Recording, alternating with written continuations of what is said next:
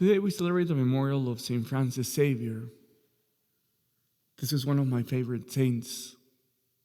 I've had the chance to read his complete works. He didn't really write books, but he wrote many letters during his missionary work. And I've also had the chance to read a few of his biographies. So I have a lot of things to say in 3 minutes. What do I find most outstanding about St. Francis Xavier? I really love the way that he came to meet St. Ignatius of Loyola, who was his spiritual master. They happened to be college roommates, the two of them and St. Peter Faber. So 3 college roommates, all of them canonized saints.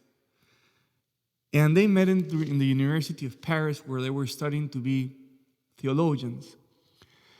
And St. Ignatius of Loyola, he had a reputation in college, not a good one, because people thought that he was mysterious and he was taking students away from their studies to become more spiritual. So St. Ignatius says, of all the people that he had as his disciples, the hardest one to win over for Christ was St. Francis Xavier. He was the most skeptic to St. Ignatius' arguments and persuasion. St. Ignatius wanted him to do the spiritual exercises, and St. Francis Xavier resisted for the longest time. But then when he finally got him to do the spiritual exercises, I think St. Ignatius said, in no one he saw the fruits as he saw in St. Francis Xavier. How did he end up being a missionary? By God's providence.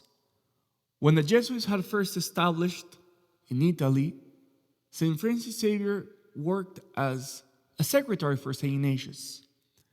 And St. Ignatius was ready to send out the first Jesuits to Portugal. But one of the Jesuits who was going to make that travel was sick. So last minute, St. Francis Xavier had to take his place. So he went, let's say, out of the blue to Portugal, and then from Portugal to India, to Malaysia, the Philippines, Japan, and China, many travels back and forth.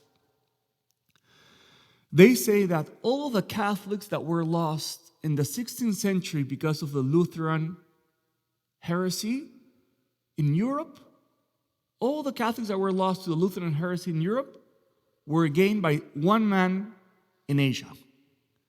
The 1 million Catholics that were lost in Europe because of Luther, St. Francis Xavier gained for the kingdom in Asia. It is said that he alone in India, in parts of India, had baptized 30,000 people. St. Francis Xavier died when he was 46 years old, very young, and he died in the coast of China. His body was incorrupt. 50 years after his death, his body was in Portugal. And the Superior General of the Jesuits wanted to find a relic of St. Francis Xavier, and the Superior General of the Jesuits wanted his right forearm. Why? Because with that right forearm, he had baptized thousands of Gentiles. And the story goes like this. They went to, cut his right forearm, and the body already, the corpse 50 years after his death, refused to let the forearm go. And the Superior General of the Jesuits had to travel to Portugal and tell the corpse of St. Francis Xavier, in the name of holy obedience, I command you, give me your forearm. And then the corpse, kind of gave in, and he could take the forearm with him. And that forearm today, if I'm not mistaken, is in Rome. So today, brothers and sisters, we have before us an amazing saint. What is my encouragement? Read about St. Francis Xavier. You won't be disappointed. Read his letters. Read about his life. His whole life was an amazing adventure to gain disciples for Christ. There are so many things that we can learn from him.